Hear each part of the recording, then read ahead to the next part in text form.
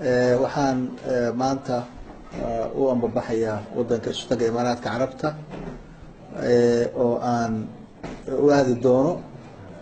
hawlo la xiriira arrimaha ciidanka badda oo muddo 10 sano ah ay laga taageerayso dowladda isu taga Imaaraadka Carabta hawlo la xiriira dhamaystirkooda iyo difaaca dalka iyo la dagaalanka argagixisada al-shabaab iyo ISIS iyo arrimo la xiriira horumarinta kaabayaasha dhaqaalaha oo hore dalka uga socday iyadana dardargelintooda arrimahaas horumarinta dhaqaalaha iyo horumarinta kaabayaasha dhaqaalaha iyo arrimaha bulshada laftigooda oo aan rabno hawlo badan sidoo kale in laga qabto dalka dhanka waxbarashada iyo caafimaadka iyo biyaha arrimahaas oo dhan ayaa weeya sababta hadda aan socdaalkayga aanu qaadan doono muddo 4 beri ah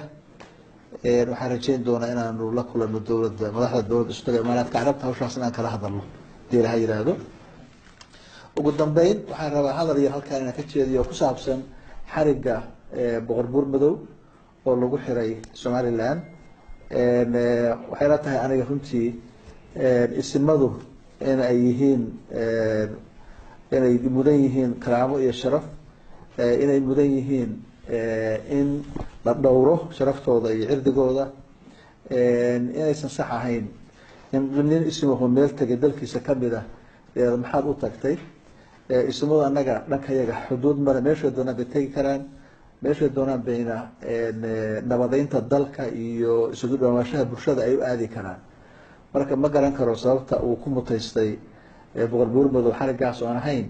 inuu yimid dalkiisii meel kamid ah hadduu hadda dib noo yimaadana oo kusoo dhaweynayna horena ugu soo dhaweynay cid kasta oo Soomaali oo wanaag wadana Puntland way soo dhaweynaysaa ama ha noqoto wanaag nabadeed wanaag ganacsi iyo wanaag isu socod bulsho intaba waana soo dhaweynaa hadii la yiraahdo waan ka xunnahay xarigiisa waxaanana rajaynaynaa